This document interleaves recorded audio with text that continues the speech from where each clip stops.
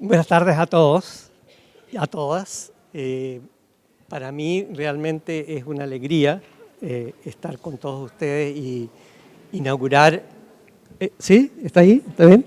Inaugurar esta primera tertulia de este año, que para nosotros es una actividad extremadamente importante, porque desde el Centro Interdisciplinario de Neurociencias hemos tratado siempre de traducir lo que hacemos, la neurociencia, traducírsela a toda la gente de a pie, a toda la gente de Valparaíso, a toda la gente que está en su casa, estudiante, en fin, a toda la gente de este país.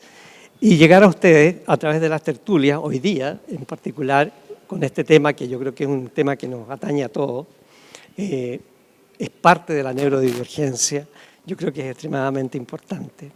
Así que, dicho eso, yo tengo que pasar a agradecer. Y lo primero es agradecer especialmente a nuestras invitadas y panelistas que serán presentadas por nuestra moderadora, la señora Macarena Rojas Ábalo. Hola Macarena. Bióloga, periodista de la Pontificia Universidad Católica, destacada comunicadora científica, a quien agradecemos también su presencia por guiarnos en esta conversación. Obviamente que tenemos que agradecer a toda la gente que nos ha apoyado durante muchos años, en particular. Estas tertulias son posibles gracias no solo a la dedicación y organización del equipo del Centro Interdisciplinario de Neurociencia de Valparaíso, sino que también al apoyo invaluable de diversas instituciones y personas que comparten nuestra visión. Yo antes de eso me voy a saltar del protocolo y por supuesto que yo creo que lo primero que voy a agradecer a nuestro equipo del Centro Interdisciplinario de Neurociencias, porque ellos han hecho posible esto.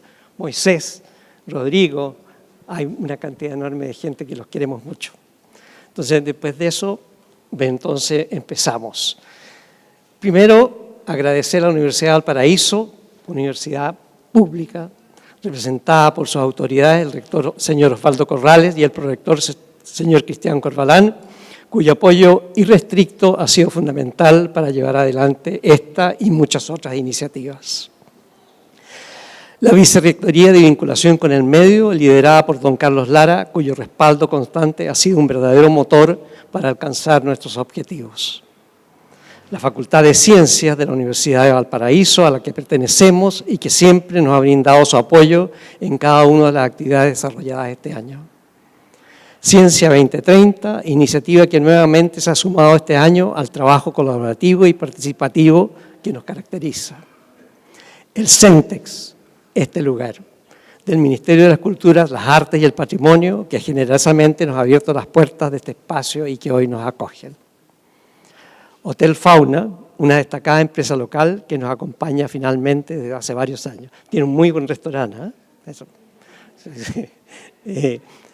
Los medios de comunicación, como el Mercurio Valparaíso, la Radio Valentín Letelier y Portales, que han apoyado activamente la difusión de esta y otras tertulias. También el diario electrónico El Mostrador, que durante más de una década ha sido un aliado estratégico en la difusión de nuestros artículos, noticias y eventos. Su presencia hace que estas tertulias cobren vida y sentido. Muchas gracias. Los dejo en las manos suyas. Trátemelas bien, ¿eh? Muchísimas gracias. Ahí sí, muchísimas gracias por la presentación.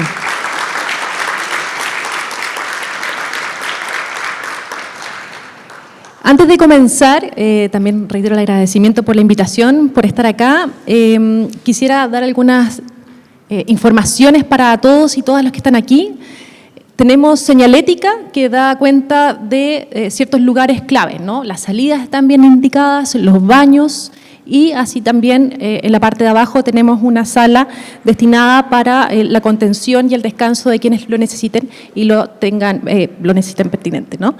Y también en sus costados van a poder encontrar personas que están con, le decimos lanyard, pero con identificación, muy gracias, que también los pueden ayudar con el itinerario de lo que vamos a vivir hoy día, de la conversación, de los pasos y cualquier duda también, por favor, acérquense a cualquier de estas personas. Dicho eso, vamos a comenzar, Ramón, si te parece bien. Y a las expositoras también les pido que, ya me dijeron, ¿no? Cuando quieran hablar, se pongan muy bien y cerquita el micrófono para que quede todo muy bien registrado. El día de hoy nos vamos a conversar sobre un tema que está en boga, ¿no? Vamos a conversar, pero también vamos a dialogar. Y es un tema que nos involucra a todos y a todas, ya que la inclusión, pero también el respeto son pilares esenciales para construir una sociedad más justa y también más empática, algo que quizás falta un poco. Las cifras en Chile y el mundo, para hablar de autismo, no son del todo claras, y es algo también que da cuenta de la importancia de generar estos espacios de diálogo. Tan solo en Chile, conversábamos recientemente, hace unos minutitos nomás, el tamizaje realizado en niños escolares, pero tan solo en la región metropolitana y registrados el año 2022, da cuenta que 1 de cada 51 niños son diagnosticados con autismo. En Estados Unidos, por otra parte, 1 de cada 36, lo que también se pudo confirmar en adultos. Si bien esta conversación no va a rondar en torno a las cifras, porque nos entregan un marco para generar conciencia, pero no nos permiten quizás abordar la problemática humana y social que debemos profundizar. Y de eso justamente vamos a estar abordando con nuestras 3 invitadas. Vamos a explorar 3 perspectivas que son claves para tener un enfoque integral, ¿no? Vamos a hablar desde la experiencia personal, desde los aspectos clínicos y terapéuticos, hasta llegar también a los avances científicos más recientes en genética y en conducta para poder estudiar el autismo. Para ello me acompañan, y aquí voy a empezar a presentar a mis expositoras, me acompañan Gabriela Verdugo.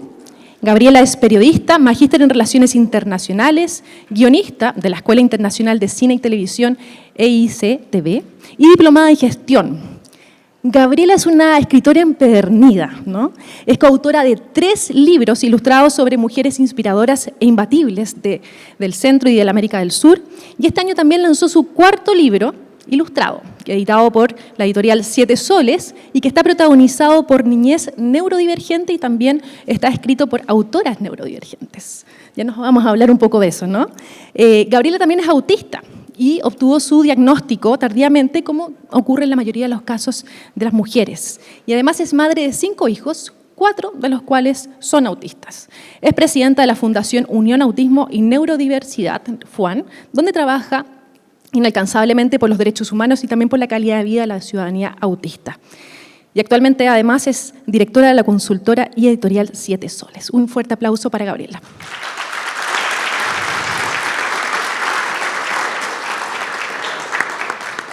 A mi extremo derecho nos acompaña Valeria Rojas.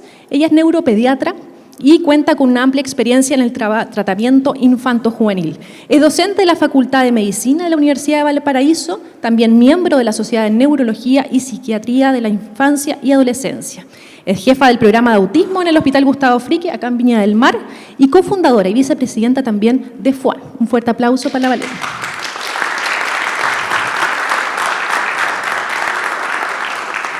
Y entre Valeria y Gabriela encontramos a Angelina Palacios. Ella es doctora en Ciencias con mención en Neurociencia por la Universidad de Valparaíso, donde también es académica y directora del Centro de Investigación en Ciencias Odontológicas y Médicas, el SICOM, e investigadora en el Centro Interdisciplinario de Neurociencia de Valparaíso, CINB. Su investigación se enfoca en comprender cómo las mutaciones genéticas asociadas al trastorno del espectro autista afectan la función del sistema nervioso y, en particular, en la conducta, el desarrollo y el envejecimiento. Un fuerte aplauso también para Angelina.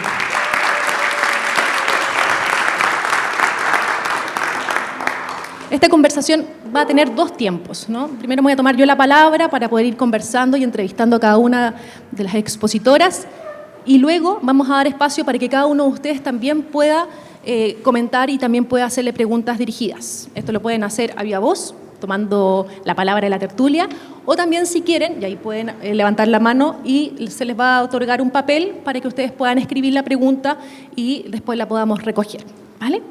Vamos a partir con Gabriela. ¿Te parece? Bueno. Gabriela, ya lo mencionábamos, ¿no? Fuiste diagnosticada de forma tardía y además 3 de tus 4 hijos son autistas, ¿no? ¿Qué significó para ti ser diagnosticada y también cómo lo abordaste con tus hijos?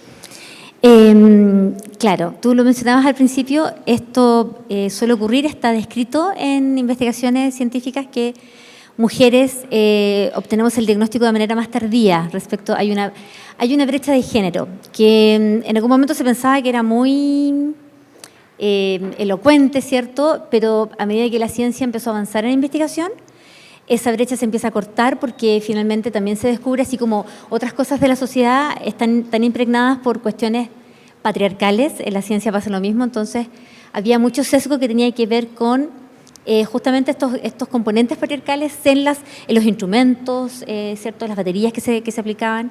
Y hay investigaciones recientes que van acortando la brecha, súper interesante. Hay un estudio fantástico longitudinal hecho en Reino Unido que incluso habla de una relación 12:1.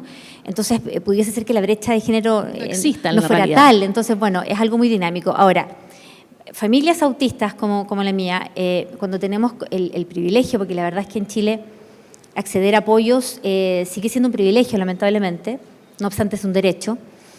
Cuando tenemos el privilegio de poder acceder a apoyos profesionales expertos, interdisciplinarios, uno va aprendiendo sobre autismo mucho. Al recibir el diagnóstico de nuestros hijos, uno va aprendiendo más aún, y en la interacción, en la comunicación permanente con psiquiatras, neurólogo, neuróloga, psicólogas, qué sé yo, los terapeutas, todo el equipo con el que uno va trabajando, muchas madres, mujeres autistas, madres autistas que maternamos hijos autistas, vamos levantando muchas sospechas de que parece que también soy autista, porque aparte que hay muchas cosas que empiezan a ser como observadas en este trabajo con todos los apoyos que uno busca, y hay cosas que uno las ve como súper, sí, pues para uno es como tan habitual que los niños chicos tenemos que sacarnos la ropa, porque la ropa molesta muchísimo, entonces es tan desafiante usar ropa, la vida entera es desafiante usar ropa, entonces, pero son cosas que, claro, uno como familia autista es difícil distinguir respecto de cómo se hace la habitualidad de la mayoría neurotípica. Entonces, en ese camino uno descubre el diagnóstico y muchas mujeres lo confirmamos.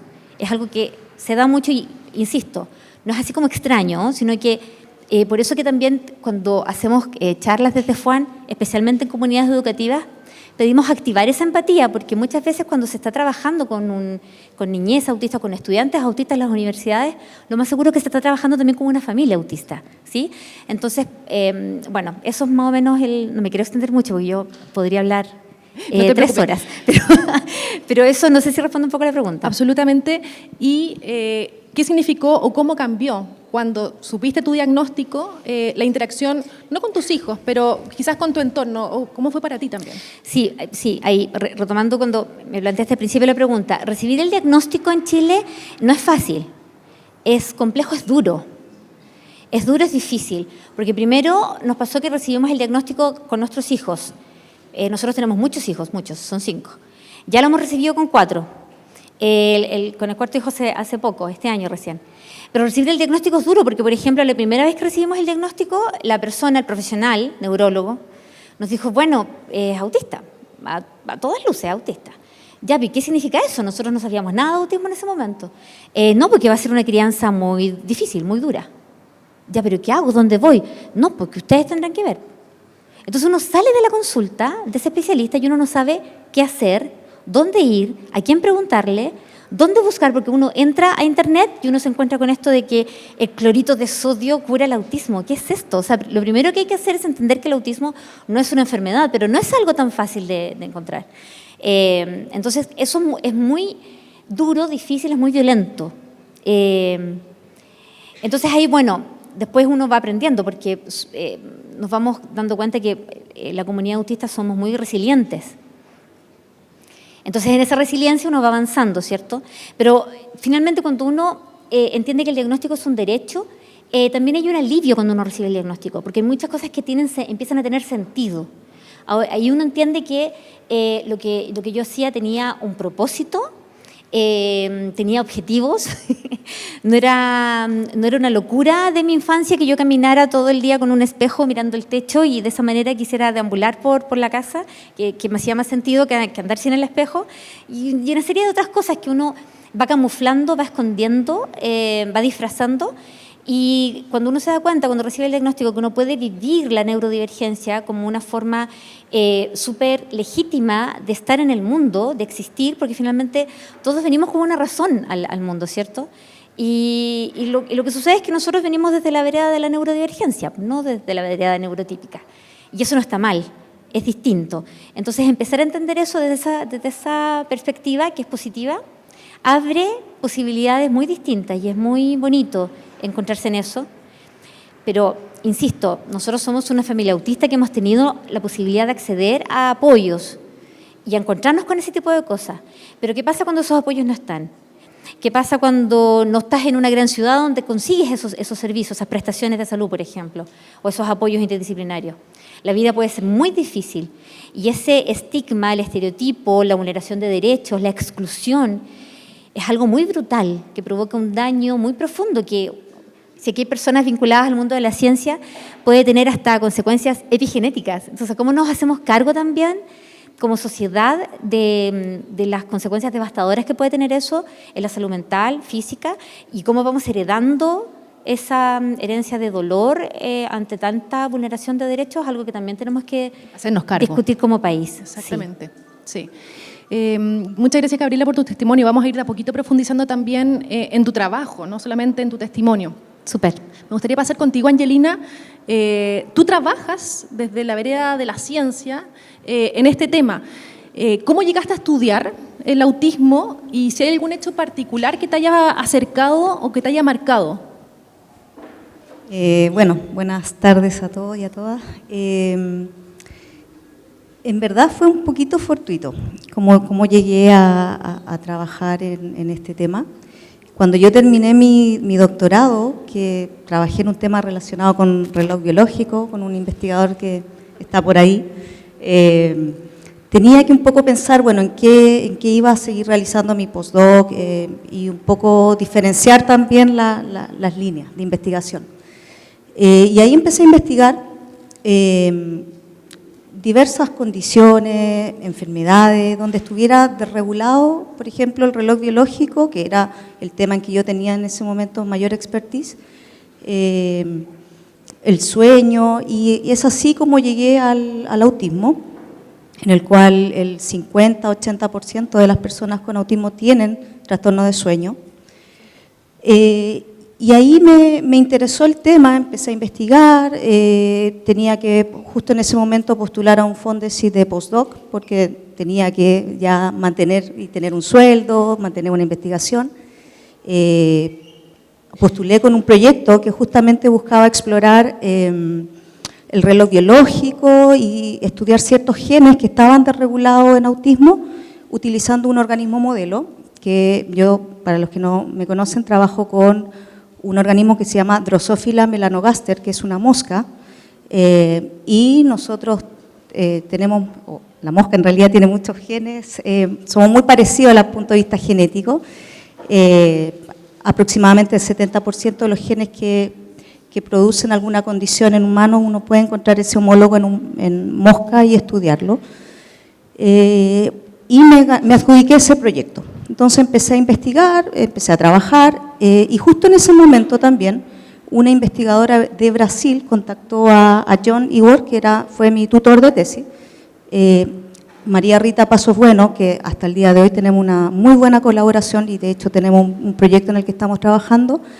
en el cual ella contactó a John porque ella trabaja en la Universidad de Sao Paulo, tienen un centro maravilloso donde hacen diagnóstico, hacen tamizaje, no solo a personas con autismo, sino que otras condiciones, y en el segundo piso extraen muestras de sangre para obtener, digamos, ADN, luego hacen secuenciaciones, identifican diversas mutaciones, entonces ellos estaban interesados, ya tenían identificadas ciertas mutaciones en personas con autismo de Brasil, y querían un poco estudiar la función de esos genes utilizando un organismo modelo. Claro, entonces John me dice, mira, quizás este tema te interesa, me mandó el correo y ahí empezamos una colaboración. Luego conocimos, bueno, que fue finalmente con quien publicamos el paper, una persona en Canadá que son expertos en genética, y ahí seguí, digamos, después apliqué a otros proyectos y es así como llegué. Sí, después vamos a profundizar, de hecho, de la genética y la conducta, que es tu tema en particular, pero es interesante también mencionar que claro, para poder estudiar funciones relacionadas con el ser humano, ¿no? Hay que usar estos modelos que tienen un porcentaje elevado de genética similar y que nos permiten también profundizar en el estudio, ¿no? Tenemos acá el C. elegans, tenemos la Drosophila y así tantos otros, los ratones, ¿no? Valeria, me gustaría profundizar ahora un poco en lo clínico. Ya Gabriela nos decía que, claro, existe, quizás por cómo es nuestra sociedad, se esconde, ¿no? Muchas veces el diagnóstico en mujeres autistas. De hecho, también la OMS lo da, ¿no? Solamente 1 de 4 mujeres son correctamente diagnosticadas. ¿Existe algo más allá o alguna diferencia en el diagnóstico? ¿Por qué la mujer se invisibiliza o es algo solamente social? Sí, como decía Gabriela, es porque los test que están validados, especialmente su validación en investigación, están hechos con características masculinas, ¿ya? De tal manera que eso nos ha llevado al subdiagnóstico en mujeres. Sin embargo, todo el movimiento de la neurodiversidad y de los derechos a un diagnóstico oportuno y preciso ha ido entonces generando nuevos test y nueva investigación para hacer el diagnóstico en mujeres.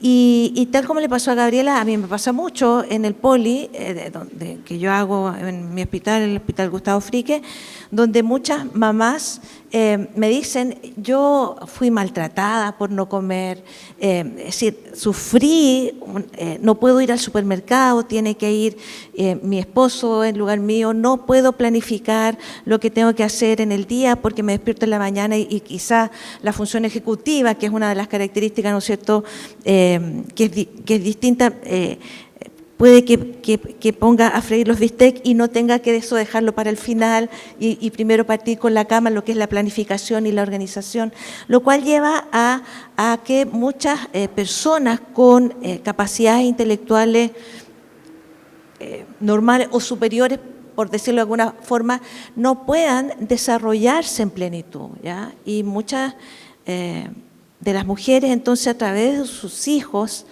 han descubierto que ellas tienen el diagnóstico, que nunca fueron diagnosticadas, que no lograron terminar una carrera, etcétera, etcétera. Nosotros, entonces, como país, tenemos una tremenda deuda con el mundo adulto y una tremenda deuda con las mujeres adultas. Yo, por ejemplo, en mi hospital no tengo donde mandar a esa mamá que no tiene recursos a hacerse un diagnóstico, ¿ok? Y muchas veces, entonces, le decimos lo más probable es que sí, y vaya a su CEFAM, a salud mental, y empezar a manejarse sin una credencial de discapacidad, sin tener la certeza diagnóstica, sino que empezar a apoyarla en las dificultades, ¿ok? Sin embargo, por otro lado, la capacitación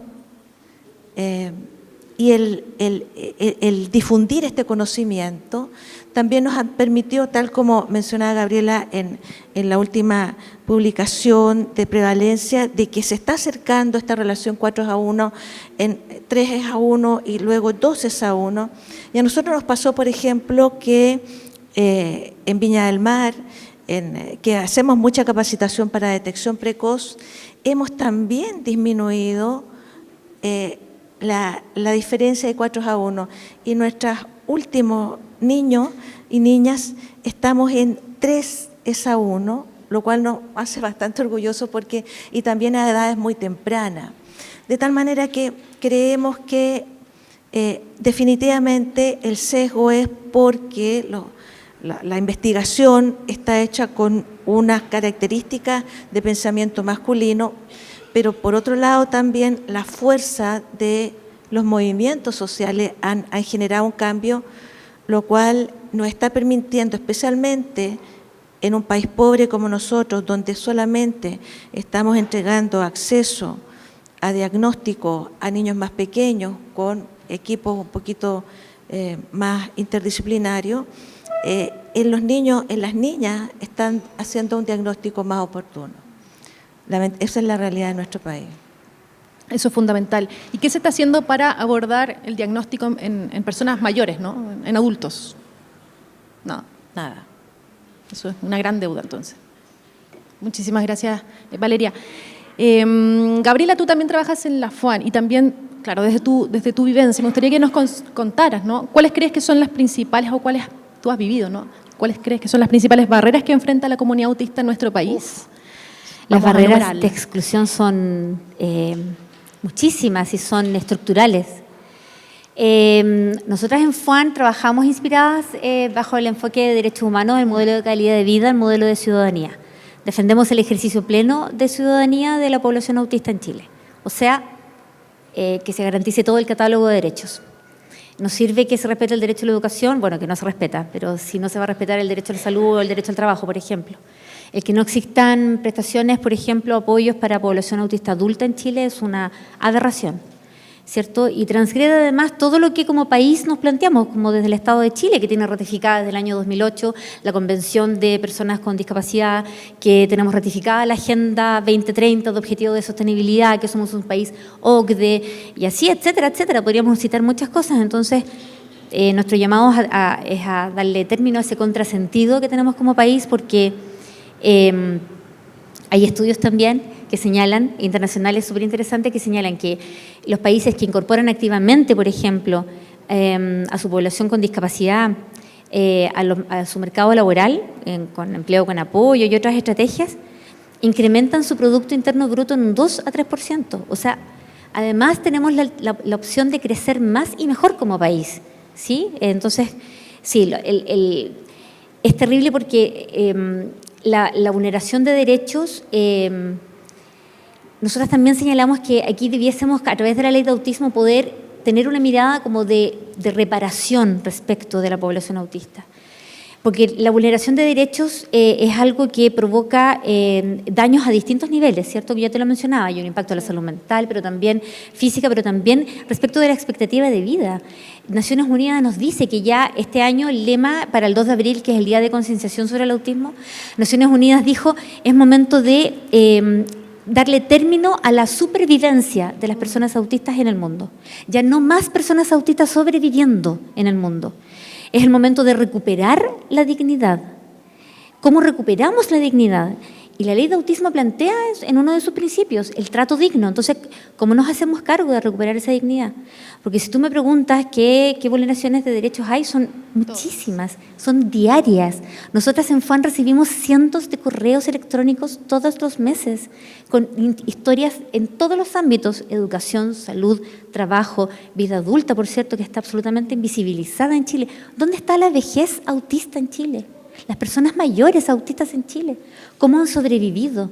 ¿Y por qué permitimos como sociedad que tengamos un sector de nuestra población que sobreviva a todo esto, que además es tan violento esto de estar absolutamente invisibilizado? Si lo que tenemos que hacer es al revés, es abrirnos a esta cosa increíble y fantástica que tiene que ver, así como tenemos súper validada la biodiversidad, tenemos que aprender a valorar la neurodiversidad, porque es un hecho biológico fantástico y ahí está nuestra riqueza, nuestra posibilidad.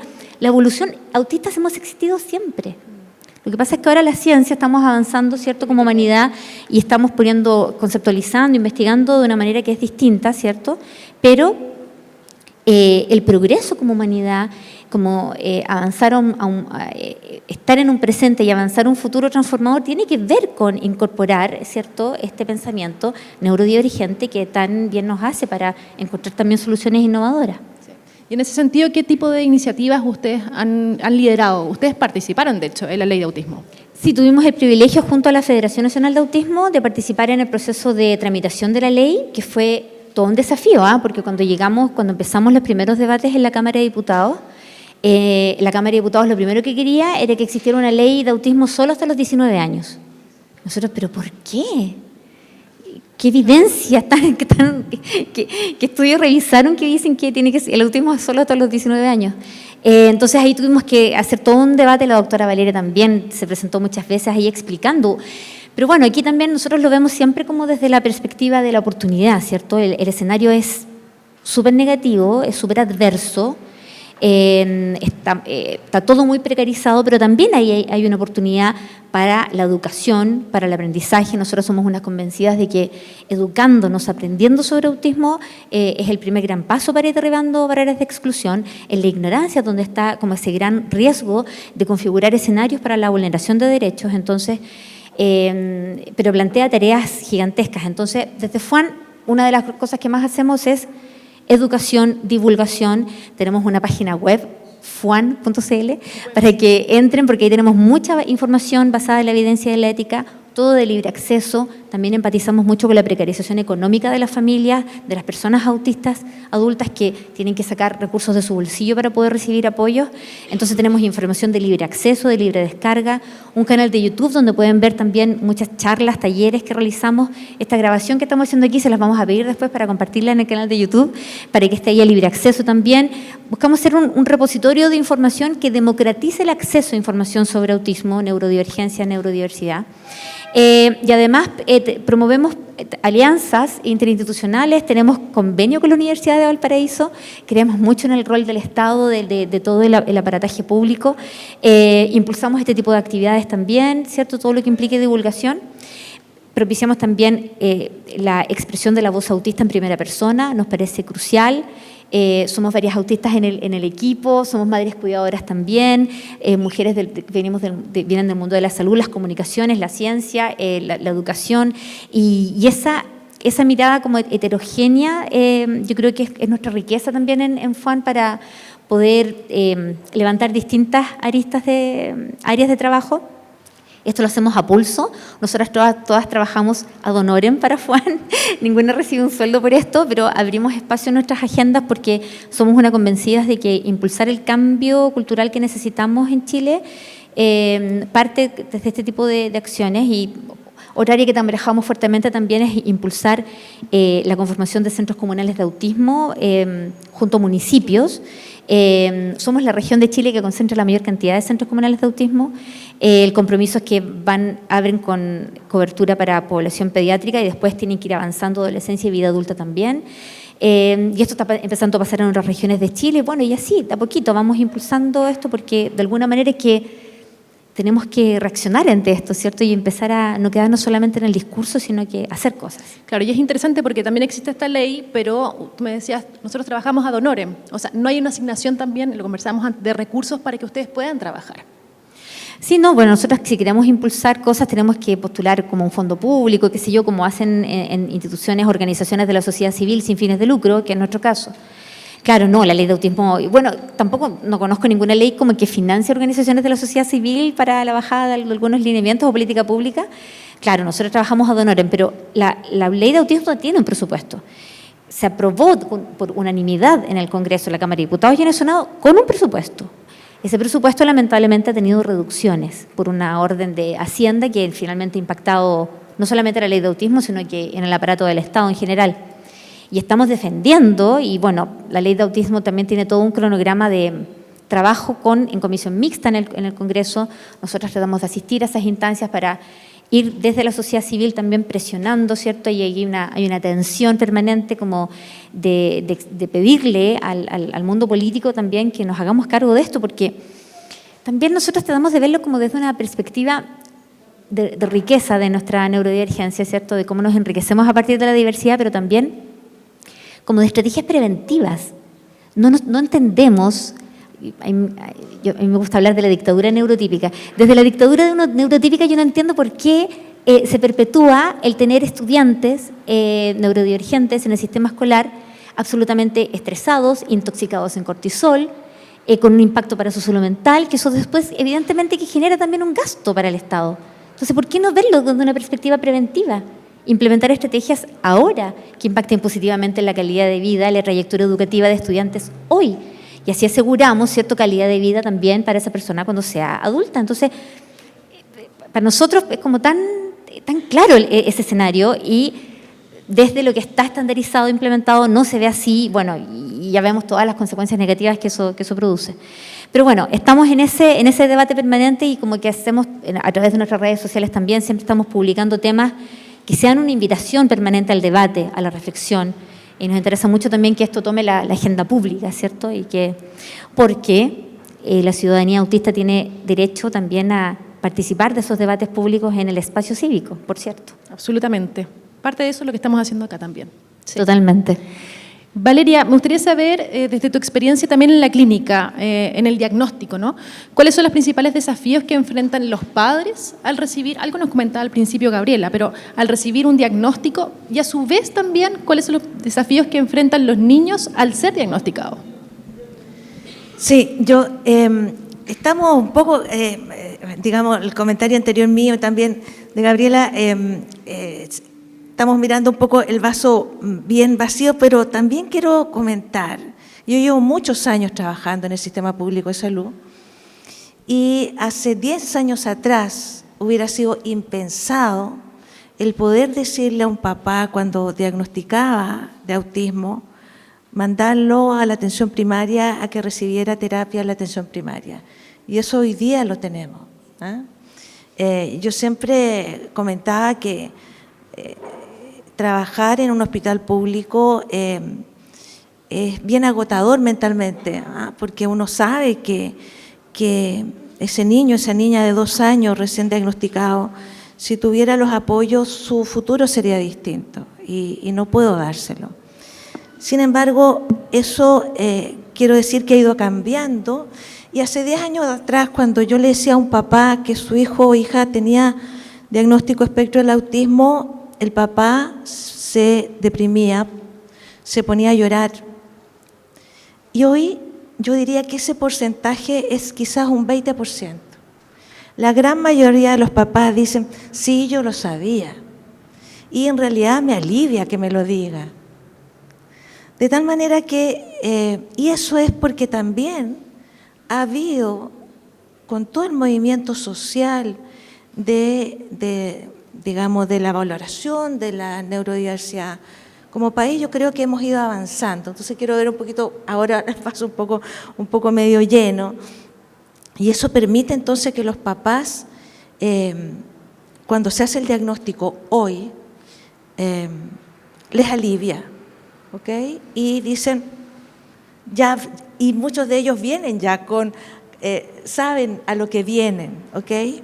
Y a uno como médico y prestador de salud, también le alivia el poder decir hoy día, y como decía Gabriela, gracias a toda la gestión que ha hecho la doctora Paula Arriagada de nuestra fundación, que ha sido fundamental en la creación de centros de autismo municipales, que es donde se nos hace más fácil la creación, hasta la ley previamente, con los alcaldes y en los consejos municipales se nos hacía más fácil la creación de apoyos terapéuticos. Uno puede mandar al niño o la niña a un centro, puede que se demore 1 mes, 2 meses, pero antes no teníamos nada, no habían programas de integración maltratando a nuestros niños. Y por lo tanto, ahora los papás van a la Superintendencia de Educación y ponen el reclamo. Si mi hijo recibe triple subvención escolar, que le den los apoyos que corresponden. De tal manera que, del punto de vista de los padres, al hacer el diagnóstico, esto ha ido cambiando, ¿ya? Y del punto de vista de los niños, también uno, como digo, como médico, uno cuando hace el diagnóstico, que es una parte del proceso, el diagnóstico es una parte, pero uno, en el fondo, el diagnóstico es integral, más bien el diagnóstico es una etiqueta, pero lo más importante es definir los apoyos que yo tengo que dar, que es el diagnóstico integral, ¿ya? De tal manera que cuando yo le digo, generalmente hablamos a solas con los papás, ¿quiere que el niño sepa ahora? ¿Prefiere que lo sepa después usted se lo informa? ¿Cómo? Porque lo tiene que saber. Es un derecho de los niños, de las niñas, saber su diagnóstico. Estoy hablando yo de infancia fundamentalmente, adolescentes por supuesto con mayor razón, porque también así como los papás también sabían y se aliviaron un poco al recibir el diagnóstico, al tener una ruta y un camino claro, los niños también. Y saben entonces que no es porque tengan un problema, no es porque sean locos, no es porque sean raros, es porque tienen esta condición que los hace ver el mundo y percibir el mundo y procesar el mundo de una forma distinta. De tal manera que es un derecho también de los niños saber su diagnóstico. Y también eso ha cambiado. Los papás cada vez son más receptivos a que uno les diga rápidamente el diagnóstico. Entre comillas, como susto ya no es como antes, en que los niños llegaban muy grandes y era como, no sé, decir que el hijo es adoptado, como que era una cosa que se ocultaba. ¿Por qué? Entonces, siento yo que había un cambio cultural positivo, ¿ya? En ese sentido.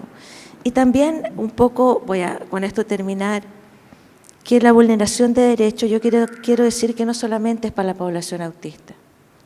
Yo vivo, cuando mando a una niña que tiene un trastorno de la conducta alimentaria, que llegó por una sospecha espectro del autismo, pero que no cumple los criterios, y la mando a psiquiatría infantil para que la vea la persona especialista y no le dan la hora porque no es pertinente.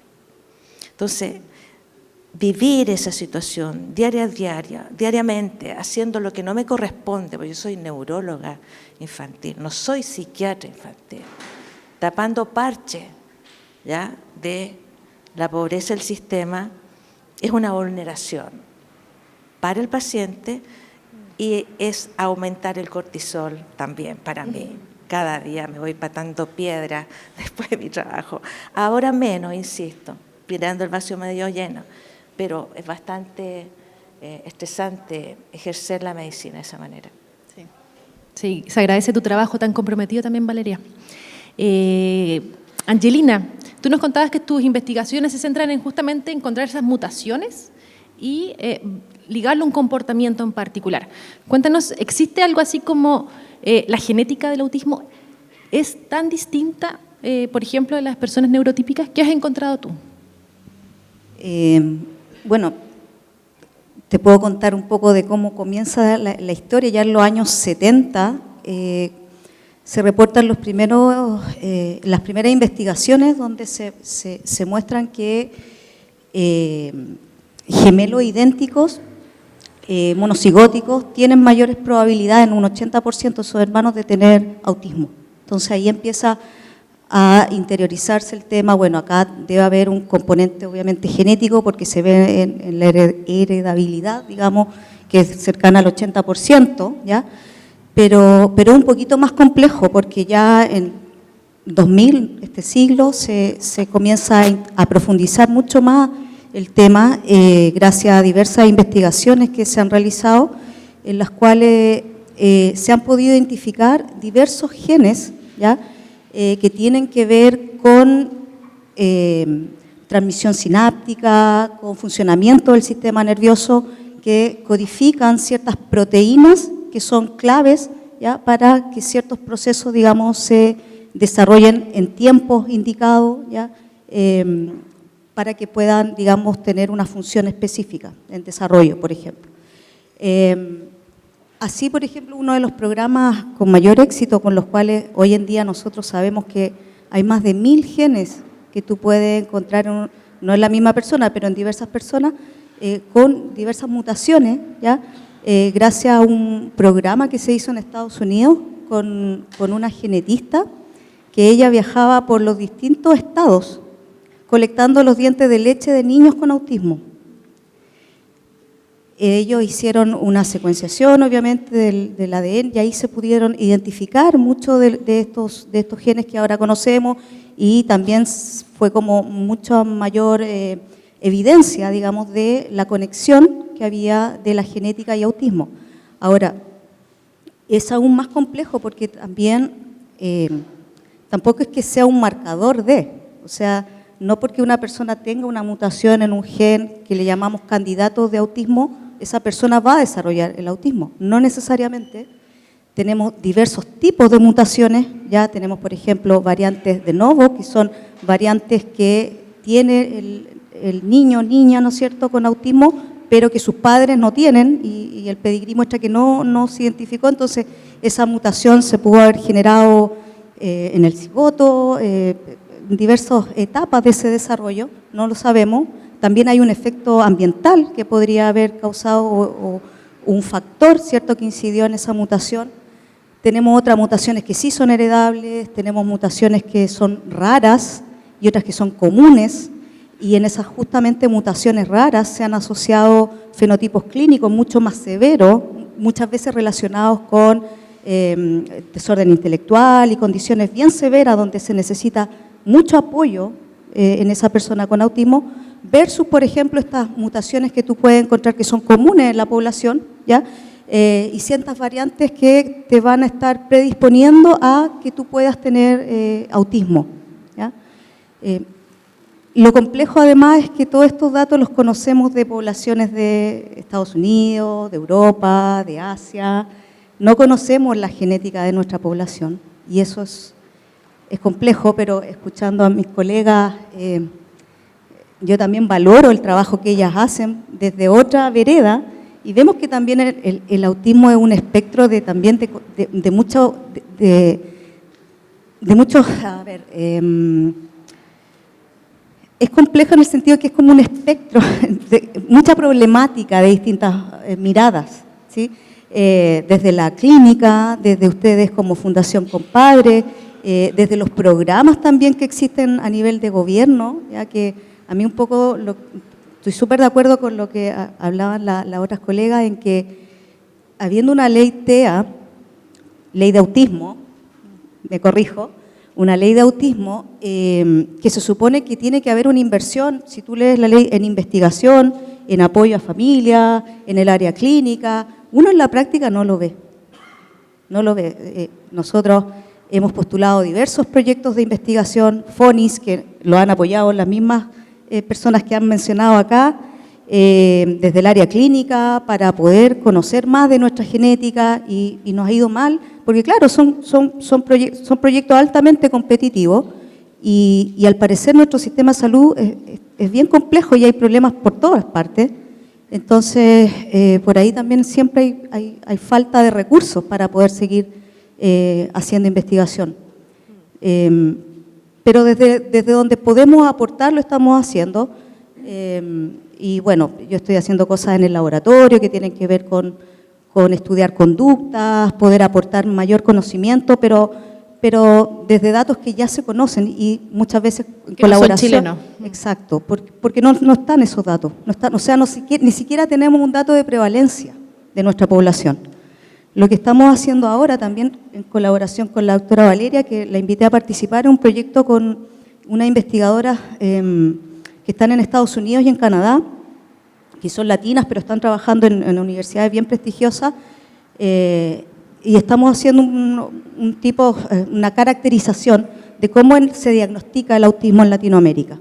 Y la idea es publicar datos desde Chile, desde Brasil y Colombia, que son como los países donde uno puede tomar estos datos y están esos datos, ¿ya? Pero tampoco, por ejemplo, pudimos incluir la genética de nuestra población porque no tenemos esos datos. A diferencia, por ejemplo, de Brasil, que nosotros tuvimos la oportunidad en el 2017, viajamos con John a conocer el centro, a la Universidad de Sao Paulo de esta colega, y están mucho más avanzados ellos, y también he visto algunas publicaciones de ese grupo donde están estudiando a población adulta y adulta mayor, y con datos bien sólidos donde se muestra claramente que el autismo es una condición que acompaña a la persona por toda la vida. Los datos clínicos muestran que las personas mayores experimentan mayores niveles de ansiedad, mayores niveles de depresión, las tasas de suicidio son muy altas. Exacto. Entonces, nosotros yo creo que de todas las miradas que estamos conversando acá en esta tertulia, estamos aportando, espero, hacia mejorar las políticas públicas que tenemos, quizás, no sé, a través de esta ley de autismo, que se puedan ir mejorando ciertas cosas, que se puedan ir generando cierto apoyo que la atención no sea y los programas de apoyo no sean hasta cierta edad de esa persona, porque la población está envejeciendo, entonces en unos años más se nos va a venir un tremendo problema.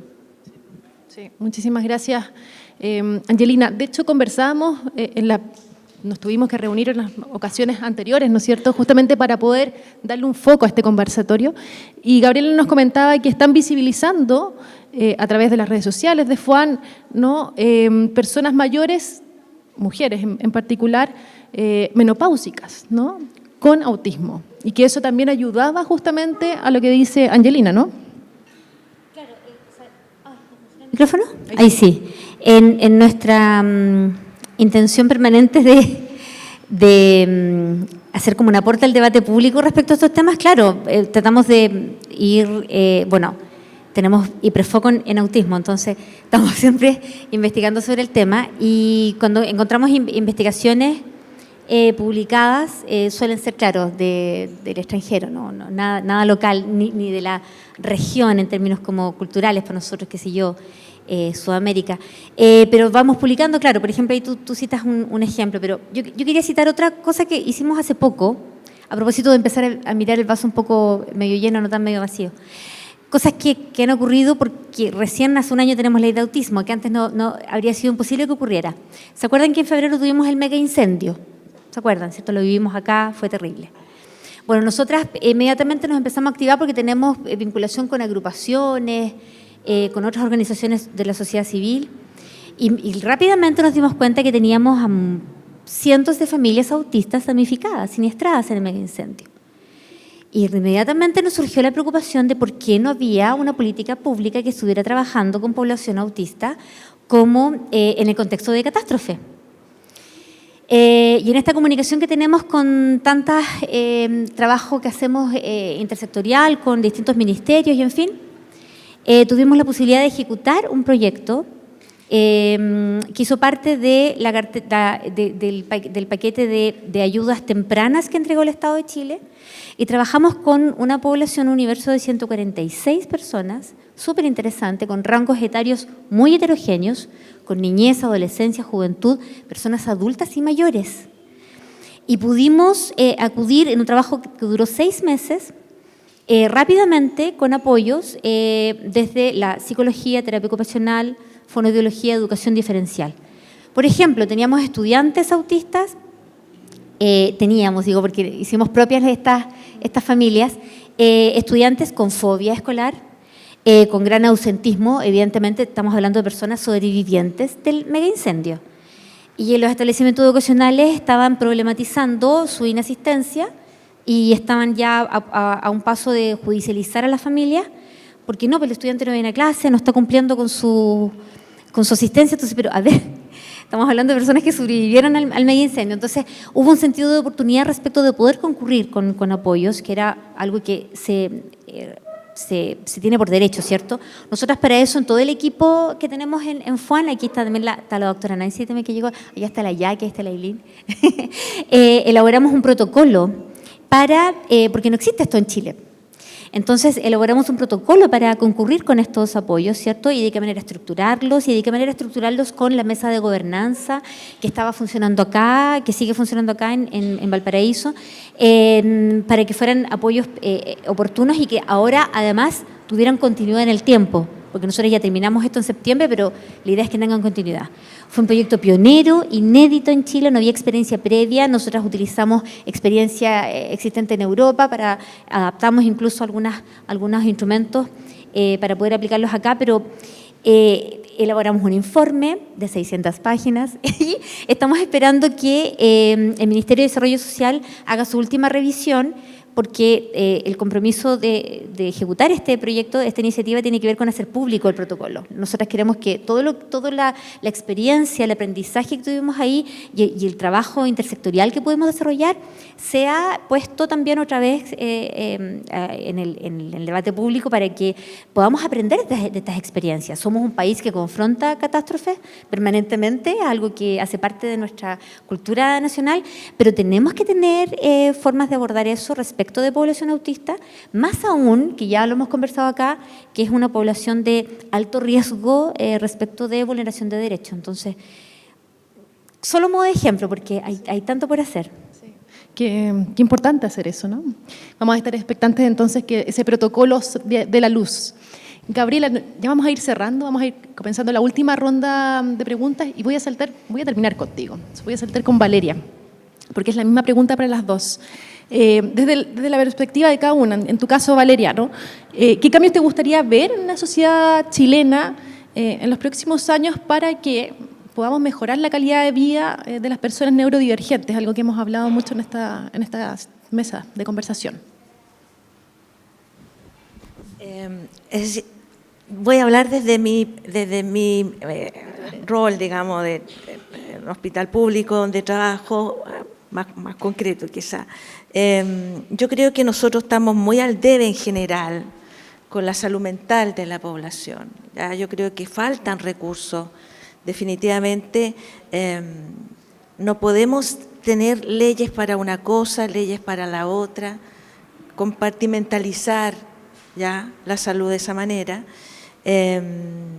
Y yo creo que ojalá pudiéramos como país valorar el derecho a tener un acceso oportuno, apoyos adecuados, basados en la ciencia también, validados, porque uno ve que también muchas familias pierden tiempo y dinero en terapias absolutamente ineficientes.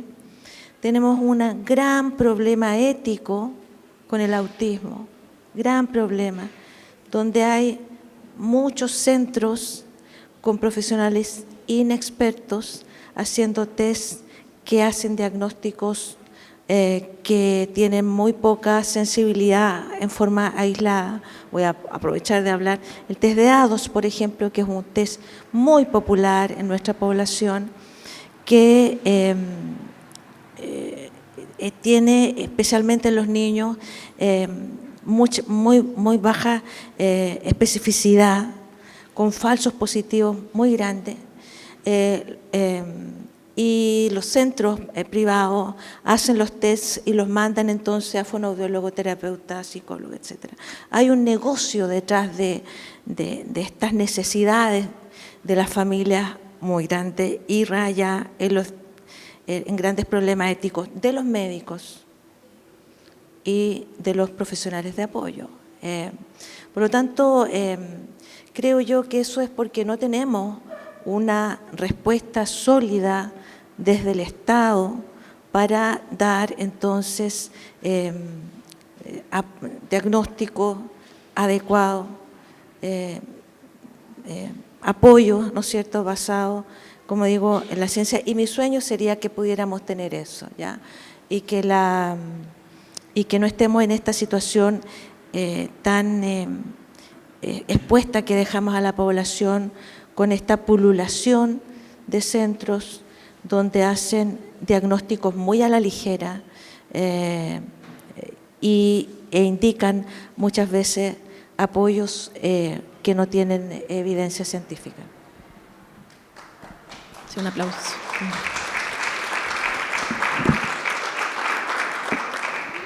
Angelina, desde tu caso de la ciencia pública, o sea, la ciencia básica y desde la investigación, ¿qué tendencias quizás actuales en la investigación sobre autismo y también sobre el neurodesarrollo te parecen más por donde debería ir la línea, ¿no? Sí, bueno, un poco ya les conté lo que conocemos gracias a esos estudios que se han hecho, en los cuales se han realizado secuenciaciones de personas con autismo. El caso que yo les contaba de Brasil, que si tú me preguntaras a mí en investigación qué sería mi ideal, sería tener un centro como el que tienen en Sao Paulo, donde en el primer piso están los clínicos, hacen los diagnósticos, está todo un equipo multidisciplinario que brinda apoyo a esas personas, a esas familias. Luego en el segundo piso hacen extracción de muestras para obtener su ADN. Luego en el tercer piso, ¿cierto?, hacen la secuenciación, y en el cuarto están los bioinformáticos identificando las variantes que tienen. ¿Y eso por qué es importante? Porque muchas veces identificar, bueno, si es que tiene un origen, ¿cierto?, y hay una mutación en algún gen que codifica una proteína importante en un proceso X, te puede ayudar muchas veces al tratamiento o poder brindarle una mejor terapia a esa persona para que tenga una mejor calidad de vida. Por supuesto, desde la genética no vamos a obtener una cura, porque esto no es lo que uno está pretendiendo hacer, pero sí mejorar conocimiento. Ahora, desde nuestra realidad, yo creo que como primera cosa, bueno, nuevamente la ciencia, el presupuesto que tenemos los científicos para poder investigar este tipo de problemática en Chile es insuficiente, no nos alcanza el presupuesto. Tenemos que aumentar el presupuesto en ciencia para que podamos tener recursos para estudiar este tipo de problemáticas locales que no conocemos, por ejemplo, en nuestra población.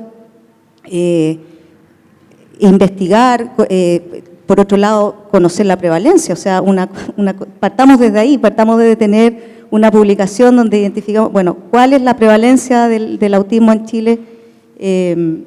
Yo creo que son hartas las necesidades que tenemos, bueno, desde la clínica, por supuesto, porque es lo pronto, ¿cierto?, donde se necesita mejorar ahí la intervención, los recursos. Pero ¿sabes qué? Yo recordaba mientras escuchaba a los demás colegas, yo participé en el año 2019 en un INSAR, que el INSAR es como el Congreso Mundial de Autismo, y en esa oportunidad se hizo el primer INSAR regional en Latinoamérica y se hizo en Puerto Varas, ¿ya? Y nosotros llevamos un trabajo, sacamos un tercer lugar a mejor exposición oral que realizamos con el trabajo. Y ahí recuerdo al presidente de INSAR que viajó a Chile y él hacía un llamado justamente a aumentar la investigación en el autismo. Y mostraba unos datos súper potentes de, por ejemplo, el porcentaje de científicos en el mundo que investiga el cáncer versus el autismo, por ejemplo. No se condice con los niveles de prevalencia que estamos teniendo hoy en día a nivel global del autismo. Entonces, no solo es un llamado a aumentar la investigación en Chile, sino que también a nivel global, local, latinoamericano, potenciar las colaboraciones que ya tenemos, seguir modelos. Por ejemplo, en este centro que yo les comento de esta colaboración con Brasil, ellos están, por ejemplo, obteniendo también células madre de esos pacientes, entonces están pudiendo hacer investigaciones mucho más específicas, mucho más acuciosas en cuanto a las conexiones neuronales que se están dando, pero de esos pacientes, como muy personalizada esa medicina. Entonces, si me preguntas como por un ideal, va por allá. Y bueno, y también se está trabajando harto con todo esto de los organoides, la inteligencia artificial, que también se está metiendo muy fuerte en la investigación del autismo para tratar de comprender un poquito más de esta condición, que es tan diversa también desde el área de la genética y de los resultados que también se obtienen día a día. Sí. Partiendo por ahí en Chile, entonces. Y Gabriela, para cerrar y luego abrir la ronda, ¿no? Desde tu perspectiva y también la de Juan, ¿qué cambios te gustaría ver en nuestra sociedad para poder mejorar la calidad de vida? Son muchísimos. Nosotras quisiéramos poder evidenciar en la sociedad chilena que estamos avanzando hacia un cambio cultural. Los cambios culturales son lentos, toman décadas, pero hay que hacerlo, sí. Entonces, eso como primera cosa. Estaba pensando que aquí hay dos cosas bonitas que nos pasan hoy día, que estamos aquí en una exposición de la Violeta Parra. Y Violeta Parra escribía en sus décimas, hay una décima que me encanta, que ella dice, hay costra en los corazones. Entonces, yo creo que hay una oportunidad también para sanarnos. ¿Qué hacemos con esta costra que tenemos hace tantas décadas? Ese reconocimiento tiene que ver también, como te lo decía hace un rato, con reparación, que es simbólica también, pero que es muy importante. Entonces, quizás esas conversaciones falta darlas más como sociedad. Hay otra cosa bonita que pasa aquí, que están estos girasoles. Los campos de girasoles, cuando baja la temperatura en el campo, los girasoles giran entre sí y se ayudan, ¿cierto? Y comparten temperaturas, se protegen como comunidad. Hay una resiliencia muy bonita que está asociada a los girasoles y es un símbolo también que nos gusta mucho en el autismo, en el espectro autista, a propósito de tanto mito que hay en torno al espectro autista. Pero, bueno, aparte de esas cosas que me resonaron todo este rato acá, yo creo que es importante eso, lo del cambio cultural. Y no quedarnos solamente como en esto de las palabras bonitas, de los lugares comunes, porque hay cosas que, insisto, son muy difíciles de poder superar. Como por ejemplo otra cosa de la que no hemos hablado acá, que tiene que ver con el derecho al cuidado. Hay que visibilizar, hay que hablar también de personas con discapacidad que cuidamos a personas con discapacidad. Esa dimensión es algo de la que poco conversamos en Chile. El temor, el miedo, el terror que nos da, el qué va a pasar cuando no estemos aquí. ¿Quién va a cuidar a mi persona autista de mi entorno familiar que tiene altísimas necesidades de apoyo? Muchas de esas personas puede que incluso hoy día no estén aquí. Esas personas autistas con alta necesidad de apoyo. Entonces, ¿cómo vamos resolviendo eso? Para que los espacios sean realmente amorosos, integradores, y nos conectemos con, lo decía Humberto Maturana también, si finalmente aquí hay una cosa que tiene que ver con nuestra esencia biológica. Nuestra esencia biológica es de colaboración.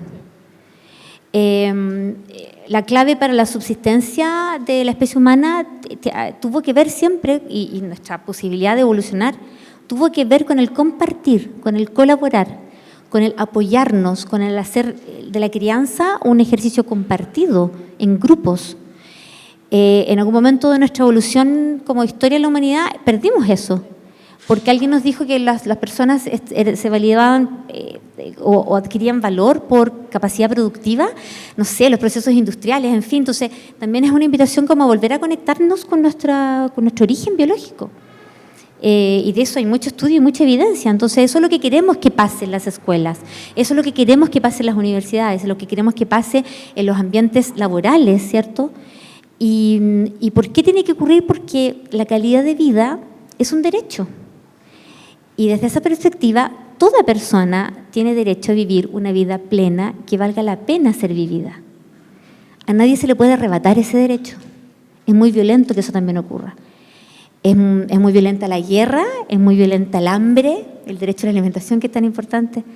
Y también es muy violento que a ciertos sectores de la población del planeta Tierra se le arrebate ese derecho, ¿cierto? Entonces, eso es parte de lo que quisiéramos que ocurriera. Nosotras en eso seguimos ahí obstinadas, con hiperfoco, tratando de que pase de alguna manera.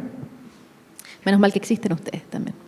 No solo eso, sino que yo creo que nosotras somos como un poco jugando con esto de lo del espejo, que en mi familia es como tan importante los espejos, pero nosotros tratamos de hacer espejo de todas esas personas también, de las personas con altas necesidades de apoyo, de las personas que no ocupan el habla como herramienta de comunicación, y cómo nosotros también vamos absorbiendo todo eso, y cuando hablamos de comunidad autista tratamos de hablar de eso también, con esa empatía, ¿cierto?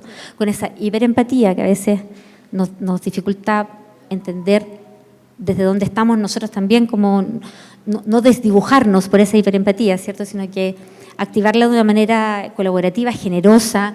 La doctora Valeria siempre dice, la generosidad es revolucionaria, y nosotras desde ahí también activamos esto de colaborar, de compartir, de sumar, de articular.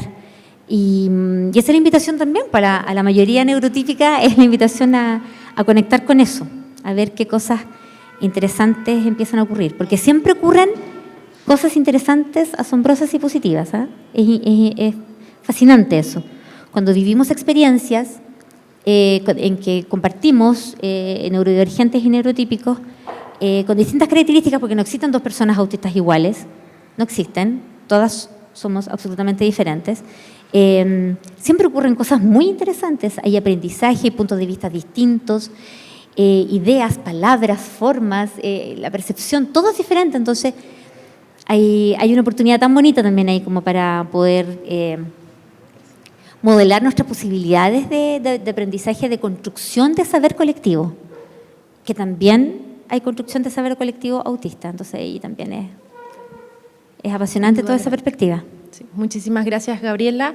También quiero agradecerle a Valeria y a Angelina por esta conversación.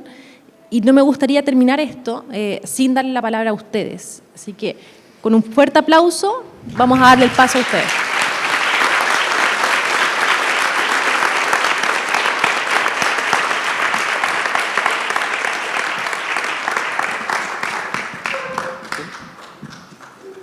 Hola, ¿qué tal? Soy Hernán, tengo el privilegio desde el 2019 hacer clase en un programa para niños y niñas neurodivergentes. Digo un privilegio porque gracias a ellos y a ellas pude entender que yo era un adulto neurodivergente. Gracias a ellos y seguramente algunas personas acá con su hija o su hijo se han enterado básicamente cuál es su identidad.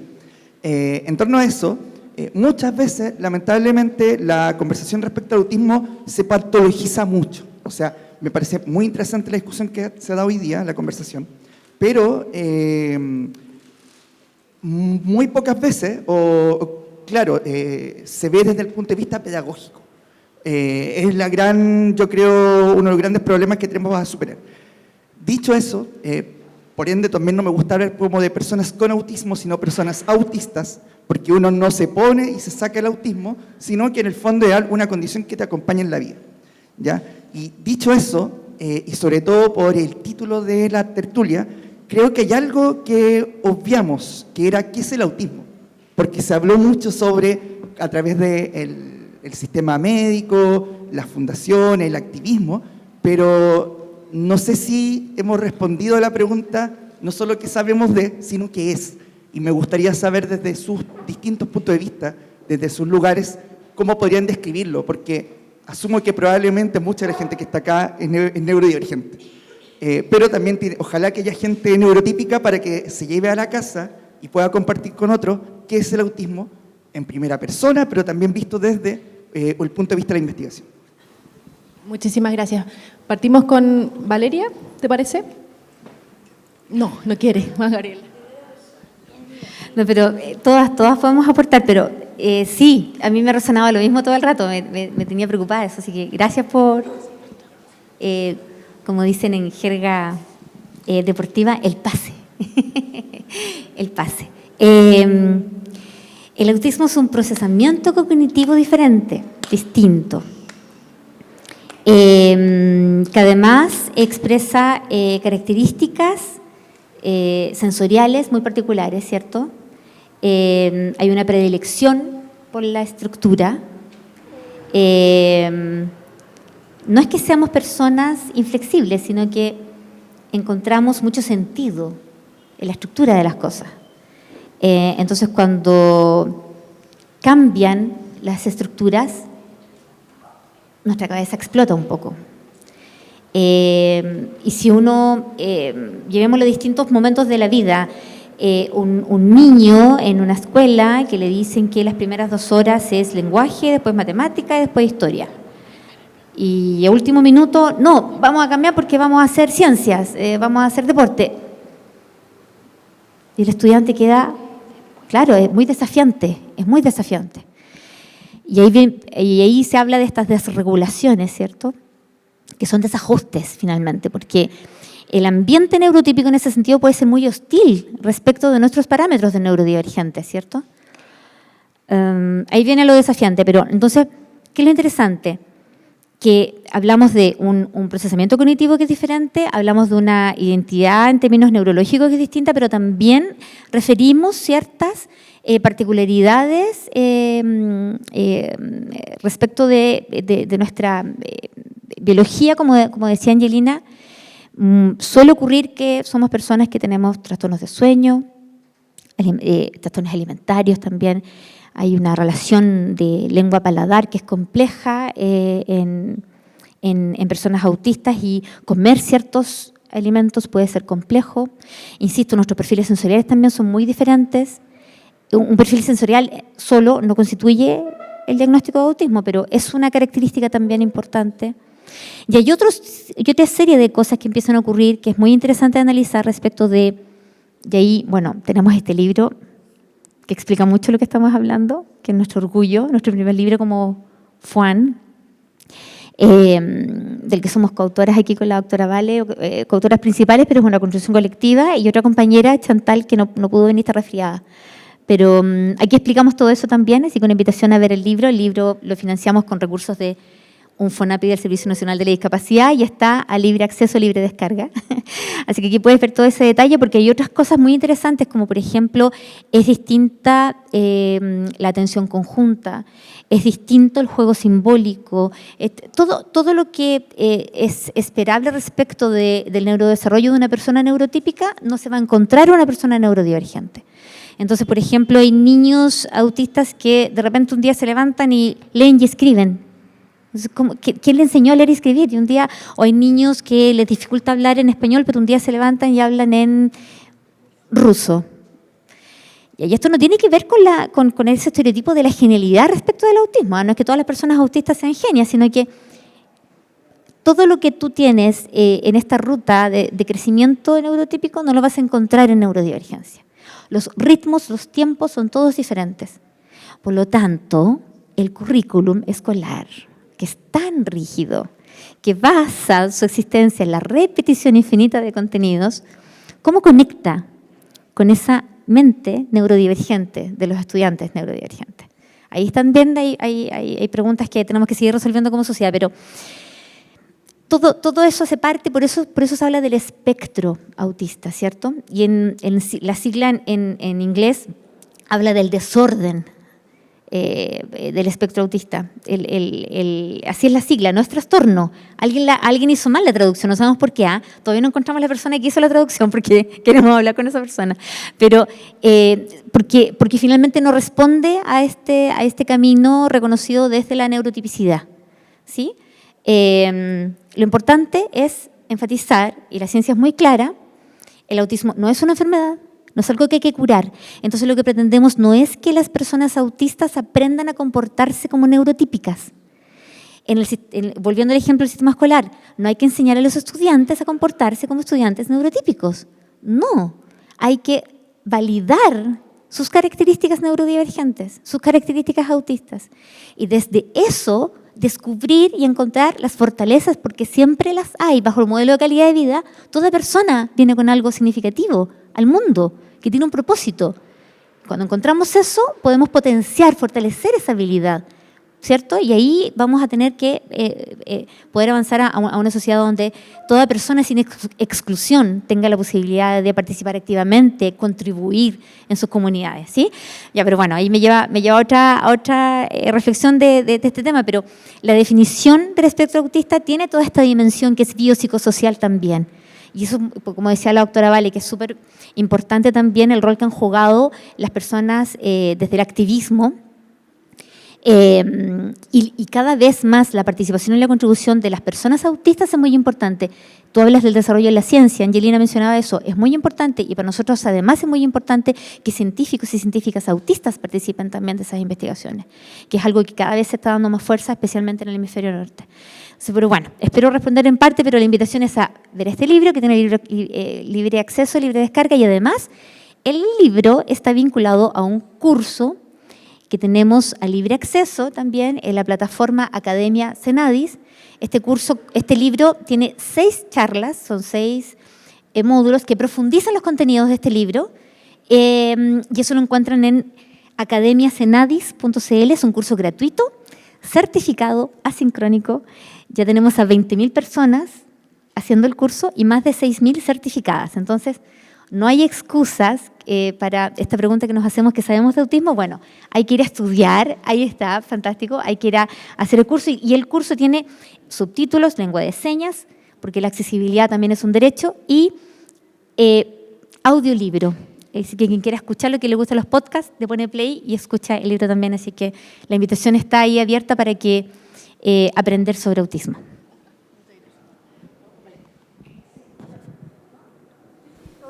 No, lo que pasa es que del punto de vista de la salud, por ejemplo, para hacer investigación y saber prevalencia, incidencia, necesitamos definir las distintas condiciones, ¿ya? Porque ¿Cuándo vamos a hablar de autismo en Valparaíso? ¿Cuántas personas autistas hay en Valparaíso? Tenemos que poner ciertos requisitos, por decir de alguna forma, y sabemos que los requisitos de las distintas condiciones neuropsiquiátricas están en lo que nosotros usamos en el DSM-5 o en el CIE-11 en este momento. Y para hablar entonces de autismo, requerimos que existan características o dificultades en las áreas de comunicación y sociabilización y en intereses restrictivos y repetitivos. Intereses profundos, cambiándole la connotación, también sensorialidades distintas. Por lo tanto, el DSM-5 nos habla, que es lo que nosotros nos guiamos fundamentalmente, que tienen que estar presentes tres de las tres características de dificultad en sociabilización y comunicación. Una de estas es la interacción social, el poder compartir los intereses del otro, que los niños cuando son pequeños se dificulta mucho, ¿ya? Yo entrevisto a un pequeño y le pregunto, ¿cómo estuvo el colegio? Y me responde, ¿qué celular tienes tú? Porque su interés profundo de ese momento son los celulares y le cuesta ponerse en mi lugar de que yo quiero saber de él, ¿ok? Por lo tanto, eso, voy a poner algunos ejemplos de los muchos ejemplos que hay. La interacción social, hay dificultades en ese niño pequeño. El uso de los gestos, ¿ya? Decir chao, dedo para arriba, dedo para abajo, gestos que son comunicativos y que son lo no verbal de la comunicación, ¿ok? Y también el juego imaginativo, etcétera, etcétera. Tienen que estar entonces esas tres características del DSM-5 de lo que es sociabilización y comunicación. Y tienen que haber dos de las otras cuatro de la segunda parte, ya que son sensorialidad, ¿ok? Esta es una. Dos, los intereses profundos o pasiones.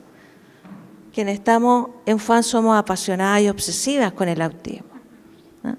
Yo también puede generar hasta dificultades de pareja. Mi marido dice, ya, déjate, cuando me junto el domingo a las 8 de la noche, por ejemplo, y no podemos ver una serie de Netflix juntos.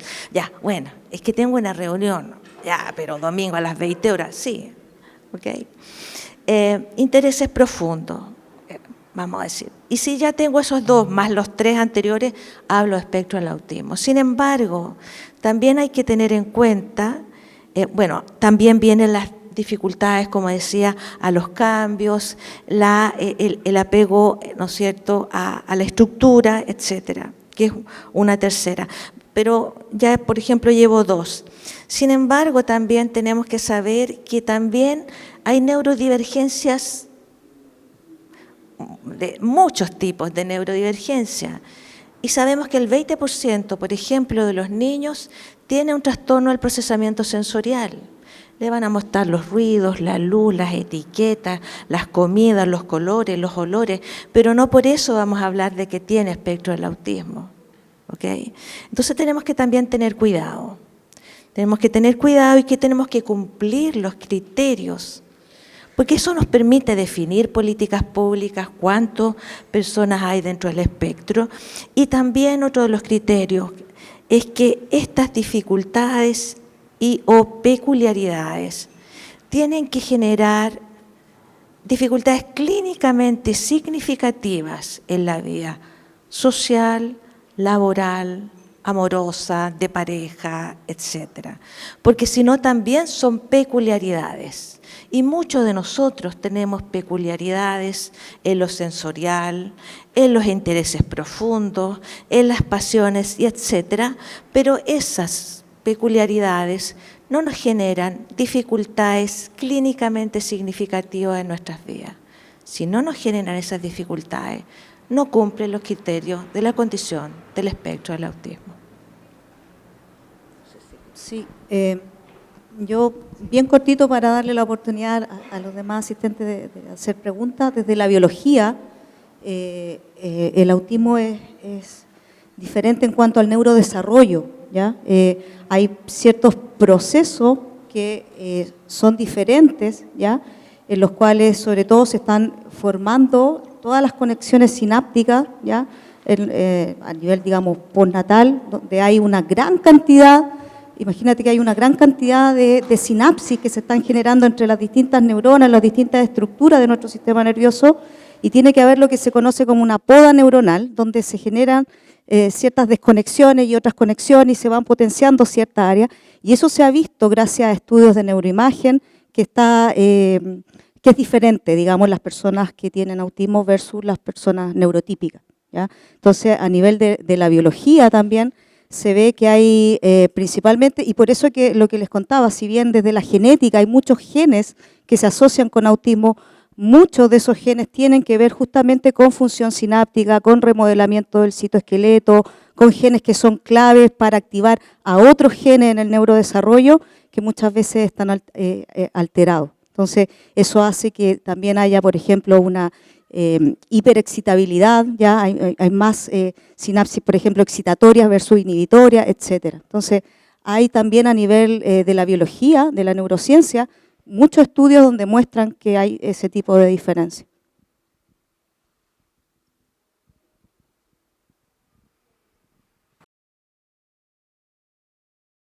Mi hija es autista, somos una familia que ya asumimos que tenemos una neurodivergencia en casa y eso es súper complejo desde lo social. Primero porque la Renata se ha andado dando vuelta y de repente me pegan unas miradas así como, pucha, hace ruido. Sí, hace ruido. Ha sido súper complejo estar acá en un espacio que está hablando de cuidado, pero que no tiene ningún espacio de cuidado. Y entiéndase el espacio de cuidado, el espacio donde las mujeres que cuidamos podemos ejercer estos roles y nuestros hijos pueden estar a cargo de alguien que nos acompañe en eso. Eso es un problema hoy día, ¿no? En ningún espacio general, político, público, académico, no hay espacios de cuidado, ¿no? En donde yo pueda quedarme tranquila que Renata está tranquila y no tengo que estar parándome 10 o 20 veces. Eso es la primera reflexión, que como sociedad estamos al debe con los niños y estamos al debe con las mamás o con las familias cuidadoras. Lo segundo tiene que ver con los accesos a tratamientos, ¿no? o a acompañamientos, principalmente porque esto también se ha transformado en un negocio, ¿no? Y efectivamente en Viña del Mar hay 30 centros que atienden autismo, ninguno de ellos por FONASA, ninguno de ellos cumple ninguno de los PAD que FONASA exige y las familias nos desangramos financiando tratamientos. Está bien, el servicio público acompaña, pero acompaña lo neurológico, no los tratamientos asociados a ellos. Y las familias, y por cierto, las cuidadoras tampoco tenemos acompañamiento. Entonces, la segunda reflexión es sobre los estados al debe que tenemos, no solo en política pública, sino es que como sociedad con las familias, madres, principalmente cuidadoras, porque son los padres son menos los que cuidan, ¿no? Y la tercera reflexión es pensar en el espacio educativo, ¿no? Pero no solo el educativo formativo, sino es que el educativo desde la sociedad. O sea, la sociedad tiene que entender que hay diferencias, que hay neurodivergencias y que mi hija va a hacer ruido todo el rato y va a gritar de vez en cuando, aunque yo esté todo el tiempo encima. Eso es súper difícil porque no estamos acostumbrados. A mí me pegaban una mirada cuando era chica y yo me quedaba callada. Eso con Renata no funciona. Y puede venir una desregulación y yo tengo que saber entenderla, acompañarla, a pesar de que la gente me diga en el supermercado hoy que se porta mal la cabra chica, ¿no? Que hace escándalo la cabra chica. Entonces es súper difícil porque tengo que andar como con una polera, mi hija tiene autismo, para que me respeten en las cajas de neurodivergencia, para que el estacionamiento de discapacitados esté desocupado. Entonces, como que socialmente no basta con la ley, sino es que nos falta como implementar otros procesos y cuestiones mucho más amables. No basta solo con los pictogramas, ¿no? Basta con empatía, y la empatía parece que en esta sociedad hoy día no es tan fácil de poder desarrollarla. Son esas tres reflexiones básicas. Gracias. Sí. Muchísimas gracias a ti también por incorporarnos también tus reflexiones. Algo de eso también abordamos durante la conversación. Tenemos varias preguntas y aquí me gustaría que fuéramos en pro del tiempo, y se los pido con respeto, que podamos hacer las preguntas directamente. Ahora sí. No, ahí sí, ya. Bueno, yo la verdad, soy autista y tengo diagnóstico desde 2009. De hecho, estuve allí en el Gustavo Fricke cuando me diagnosticaron hace 15 años atrás. Por eso tengo cara. Y bueno, digamos que cuando hay algo que, la verdad no sé a quién hacer la pregunta exactamente, pero digamos que efectivamente los adultos autistas están a su suerte, porque cuando terminé el colegio y iba a entrar a la universidad fue como, ¿y dónde están las redes de apoyo? Y todos estaban como, ¿cuáles redes de apoyo? Tú tienes que hacer todo solo, y fue como,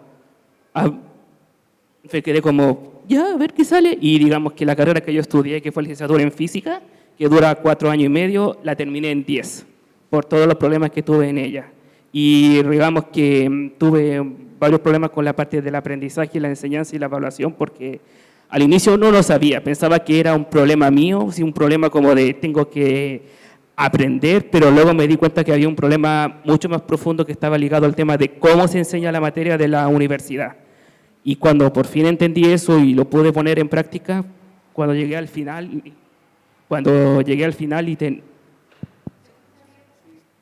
y tenía que preparar la tesina para sacar la licenciatura, al final el tema que escogí fue cómo se enseña la física en la década en la universidad y cómo eso choca con la forma de ser autista, porque era un tema que yo me di cuenta que nadie había hablado. Yo había investigado por mi cuenta de neurociencia, de parte de la cognición y educación, y me di cuenta que las ideas estaban por ahí, pero no había nadie que tomara esa idea y dijera, los autistas necesitan una forma distinta de enseñar y evaluar, porque si no, nunca van a terminar sin explotar su potencial. Porque otra cosa que averigüé fue que las personas autistas desertan mucho de las carreras científicas, físicas y matemáticas, lo cual es como contraintuitivo, porque uno tiende a ver, los autistas que les gusta la física son muy buenos, son capos, les va bien en la escuela, ¿por qué entonces les va a mal en la universidad? Y bueno, pues lo que yo investigué respondía a esa pregunta y qué se podía hacer para evitar que eso siguiera pasando. Entonces, digamos que lo que yo aprendí ahí fue que precisamente los adultos, tanto en cosas en generales como en particulares, autistas están muy abandonados a su suerte y que hace falta como más, que alguien como se enseñe o se capacite más a las personas, tanto autistas como no autistas, en esos aspectos. Sí. Disculpa, sí, ¿cómo es tu nombre, disculpa? Gonzalo Albadiz, Gonzalo. Y le gradué de licenciatura en física en la Católica de Valparaíso. Súper. Gracias, Gonzalo, porque es súper interesante lo que acabas de decir. ¿Y tu nombre, disculpa? La Rocío. Porque ambos señalan cosas que tienen todo que ver con lo que tratábamos de explicar, que tiene que ver con esta forma como segregada de abordar todo lo que tiene que ver con, en este caso que estamos hablando de espectro autista, pero también tiene que ver con discapacidad finalmente, porque tal como dice Gonzalo, hace 5 años quizás viene la tendencia de las universidades en incorporar unidades de inclusión, de equidad, ¿cierto? Como para propiciar entregas de apoyos personalizados a los estudiantes en educación superior. Pero si después, por ejemplo, sabemos actualmente, porque estamos trabajando con el Ministerio de Educación, no existen apoyos para el perfil de egreso, entonces, ¿de qué sirven? O sea, si finalmente tiene que ser todo un continuo de cosas, y por eso es tan importante lo que dice Rocío también. El pictograma solo, claramente que no sirve todo, ¿cierto? Y que no sea como desde una perspectiva segregadora. Tampoco sirve una hora en un supermercado que sea distendida para la neurodivergencia. Si, no, las personas neurodivergentes no somos neurodivergentes 1 hora al día. Entonces, o hay que correr a hacer las cosas en 1 hora. Es tan absurdo, ¿cierto? Entonces, por eso les decía que en el fondo, porque esta dictadura neurotípica insiste en perpetuar estos absurdos de exclusión. Si es tan absurdo. Todo el potencial que nos explica aquí Gonzalo Lavalle, ya quiere conocer la tesis de Gonzalo, ¿cierto? Entonces, todo el potencial que hay, ¿cierto? Respecto de nuevas miradas, de una forma empática y respetuosa de relacionarnos, de aprender esos nuevos puntos de vista que son tan importantes, que instalan puntos de vista que son tan necesarios para la reflexión. Es todo eso lo que queremos que ocurra. Entonces, gracias también por esos comentarios. que son tan importantes, pero ojalá, insisto, que no los dejemos solamente como en los lugares comunes, sino que nos llevemos eso, lo internalicemos y tratemos después de que los devolvamos de alguna manera significativa también en cada lugar en el que estemos. ¿Te puedo comentar algo? Sí, dale. Que responde un poco a las reflexiones y a la pregunta también de Gonzalo, mirando también el vaso medio lleno y mirando nuestra situación regional también, uno tiene que valorizar que tenemos una ley en este momento de autismo. Si bien no se ha implementado como nosotros quisiéramos, creo que tenemos que apuntar a eso, a estar fiscalizando, a que se cumpla lo que dice en esa ley, como decía la doctora, por ejemplo, fiscalizar esos lugares que no tienen escrúpulos, ¿cierto? Y sancionar los lugares donde no existen profesionales que están haciendo, o que existen esos profesionales que están mal diagnosticando a la población, ¿sí? Y poder potenciar que se cumpla esa ley, ¿ya? Para que se puedan cumplir todo lo que dice la ley, que haya protección, que haya inclusión, que haya mayor investigación, porque las personas con autismo también tienen derecho a que se investigue mucho más, ¿ya? Y volviendo a lo que comentaba Gonzalo también, yo estuve a un año de la implementación de ley de autismo, que estuvimos en el Congreso en agosto, julio, y ahí hubo una ronda de tipo conversatorio con las distintas unidades de inclusión de las distintas universidades de acá de la región, donde se está justamente incorporando, ¿ya? Capacitar a los profesionales, a los académicos, ¿ya? Mostrándole un poco, y eso me consta, en la Universidad de Valparaíso se están realizando talleres donde se está la unidad de inclusión, digamos, aportando a que se conozca esta condición, cómo son nuestros alumnos, cuántos alumnos, ¿no es cierto?, tenemos con autismo en la universidad y con la autorreferencia. Yo también tuve un estudiante con autismo de química y farmacia, un tesista, que lo conocí también en un seminario donde yo participaba en un curso, y luego él me contactó y él quiso hacer su tesis e investigar, porque él en verdad estaba súper interesado en que pudiéramos probar ciertos fármacos en las mosquitas y ver ciertos procesos, ciertas conductas. Y claro, yo conozco bien el tema y me pude adaptar yo a él. Ya habían ciertas tareas que yo le tenía que apoyar más, pero juntos pudimos sacar su tesis y ahora él es un químico farmacéutico. Entonces, claro, hay que hacer esa inclusión, pero también hay que capacitar a las personas.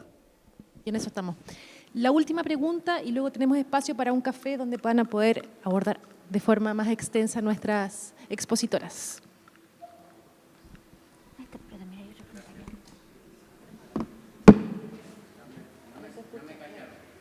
Sí, ahí estamos solucionando. Ahora sí, dale. ¿Ahora sí? Ya me funaron ya. Buenas tardes. Muchas gracias. Bueno, primero decir que yo creo que esta tertulia encapsula el espíritu de las tertulias, en que se han tomado varios puntos de vista para explicar un fenómeno complicado que es bien presente. Así que muchas gracias. Mi pregunta es de la ignorancia, porque tengo claro que el autismo tiene una clasificación, un criterio clínico muy claro, ¿cierto?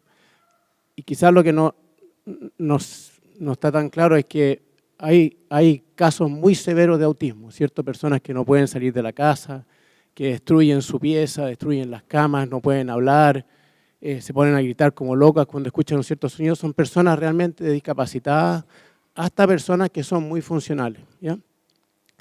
Mi pregunta es con respecto al término neurodivergencia, que a mí personalmente me saca roncha, porque se usa para describir personas que son diferentes, pero como ustedes mismos han dicho, uno puede ser diferente de muchas maneras, ¿cierto? Con respecto a cómo se peina, y eso es como incluido dentro de la neurodivergencia en su uso cotidiano. Y mi pregunta es, ¿en qué medida usar esa palabra es un flaco favor para el autismo y para otro tipo de trastornos que yo ni siquiera los llamaría de trastornos, son enfermedades crónicas, digamos, así como la diabetes? No se va a curar, pero tenemos maneras de tratarlo. Pero lo voy a llamar trastorno para que no me peguen. Pero, ¿en qué medida llamarlo neurodivergencia o parte de neurodivergencia como que le resta importancia a lo que es un trastorno muy serio, así como la esquizofrenia, otra, digamos que puede ser leve o muy severa. Entonces, ¿cómo ven ustedes el uso de ese término en términos coloquiales, digamos? Muchas gracias. Comenzamos contigo, Valeria. Sí, justamente respecto a ese tema salió hace 2 años atrás una reflexión del Lancet o el JAMA, de estas revistas, digamos, científicas importantes, respecto a un nuevo concepto que se está acuñando, que no está dentro del DSM-5 ni el CIE-11, y que es el autismo profundo, ¿ok? Que el autismo profundo es justamente este. Son personas preverbales con discapacidad intelectual, con altas necesidades de apoyo, porque todo esto es a veces un poco pendular, ¿ah? Que tienen 10 veces más necesidades de apoyo que una persona dentro del espectro que nosotros llamamos con necesidad de apoyo nivel 1, ¿ok? Porque la clasificación que va del DSM-5 no está en autismo leve o en autismo severo, ni alto funcionamiento ni bajo funcionamiento, sino que está en base a necesidades de apoyo, nivel 1, nivel 2, nivel 3. Pero esa clasificación de necesidades de apoyo no se coincide con debería haber otro aspecto para este grupo que ahora se llama autismo profundo, que estoy hablando desde el punto de vista de lo médico y de la distribución de los recursos en salud, porque los recursos no son ilimitados en salud. Y yo, ¿perdón? Tú dices esta terminología de autismo profundo es un grupo dentro de este gran espectro del autismo, ¿ya? Que tiene estas características, como en alguna vez se habló hace un tiempo atrás de Asperger, que algunos, por ejemplo, en Europa, el DSM-5 es una clasificación americana, y en Chile seguimos la clasificación americana. Así es, nuestro país, la enseñanza. Pero algunos, por ejemplo, en Europa, siguen hablando, por ejemplo, de Asperger, ¿ok? Porque clínicamente, por decirte, esas características son muy distintas de este autismo profundo. Y está bien hablar del espectro, pero hay grandes diferencias en necesidades de apoyo y de recursos de salud para un grupo y para el otro. Y lo que se ha visto en esta publicación de hace 2 años atrás es que tenemos que replantearnos un poco en esto de, como tú bien dices, la neurodivergencia es un movimiento que es un movimiento más bien cultural, ¿ok? No es un movimiento médico, por decirlo de alguna forma, y que es muy importante y donde están todos los trastornos del neurodesarrollo. Están en la neurodiversidad, el déficit atencional, la dislexia, la discalculia, todo lo que está igual dentro del DSM-5, ¿ok? Pero sí que se ha visto que este movimiento quizás ha llevado a un riesgo de trivialización del diagnóstico, ¿ok? Y tenemos que tener cuidado cuando, insisto, hay pocos recursos en salud. Esto está en el debate y necesitamos seguir reflexionando, así que quizá tengamos que hacer un segundo tertulia y hablar solamente una segunda tertulia, ¿no? de Para eso. seguir profundizando. Sí, exactamente. Yo sé que eso, Ramón. Hola, sí, ¿se escucha? Primero que nada, agradecer a todas las panelistas y en particular a mi querida Macarena. Yo encuentro que cuando uno va a una presentación o una discusión y aprende algo, uno se va muy contento para la casa. Y yo creo que por lo menos yo he aprendido bastante hoy día, pero hay una cosa que además es más importante todavía. Uno se lleva una tarea para la casa. Si yo no entendí mal, tenemos 1 en 50, ¿cierto? Hay un autista en 50. Eso. Bueno, no importa, pero si lo multiplicamos por el número de habitantes, llegamos a alrededor de 300.000 niños, niñas, hombres, mujeres autistas, ¿no? Eso significa que si lo multiplicamos por 4, cada familia tiene 4 personas, llegamos a más de 1 millón de personas de chilenos que de alguna manera están involucrados en el espectro autista. Entonces yo creo que se hace un deber de todos nosotros, de alguna manera, en llevarse la tarea para la casa y donde pueda influir para que este gobierno realmente, y los gobiernos, el Estado más bien, hablemos del Estado, ¿no es verdad? El Estado se preocupe de este problema porque no es un problema menor, ¿no es verdad? ¿Por qué Brasil puede tener un edificio de 4 pisos y nosotros no? Eso es, o sea, cuando hay 1.600.000 chilenos afectados, ¿no es verdad? Y en algunos casos, yo no sé si el espectro profundo, los autistas profundos serán 10%, 5%, ya ahí tenemos una cantidad enorme de gente. Entonces, yo creo que eso es lo que yo aprendí, por lo menos, que me llevo esto con mucho cariño para la casa, tratando de que esto, de alguna manera, el Estado lo tome de manera seria, ¿no es verdad? Y por supuesto que queremos nosotros hacerle un cariño a ustedes, a nuestras panelistas. Macarena, muchísimas gracias por acompañarnos. Moisés. Y después tenemos...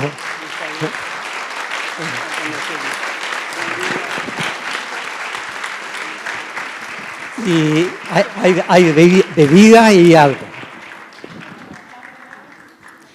Por mi parte, quiero también agradecer a Gabriela, a Angelina y a Valeria por compartir todo su conocimiento y toda su experiencia con todos nosotros, y también a Ramón por la invitación. Quiero robar unos minutos. ¿Puede? 2 minutos. 2 minutos, pues. Y aquí les quiero contar que nuestro afán de buscar formas distintas para hablar sobre autismo, les quiero contar que soy coautora de este libro que está protagonizado por un niño autista que se llama Baldomero, y ella es Porfiria, que tiene atención divergente. Y Baldomero está inspirado en mi infancia y en mis hijos. Es un libro ilustrado y es una forma empática, divertida también, desafiante para conocer todo el universo del espectro autista. Así que también está la invitación para que conozcan este libro hermoso que queremos mucho, que además patrocinamos como FUAN, pero justamente la idea es poder explorar distintas formas para poder abordar esta temática que es desafiante, porque tal como decía Valeria, y tú citabas también el ejemplo de la diabetes, claro, la diabetes vamos a poder concurrir como Estado con políticas públicas que van a impactar en un grupo de población importante con ese diagnóstico.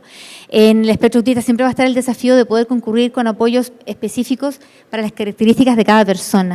Entonces ahí la tarea es gigantesca, y por eso esas grandes infraestructuras que se pueden ver en otros países, que además tienen estrategia nacional de autismo y van trazando una ruta de los próximos 5 o 7 años para ver cómo avanzar con los distintos desafíos que hay en la materia. Entonces, bueno, ahí está un poco también.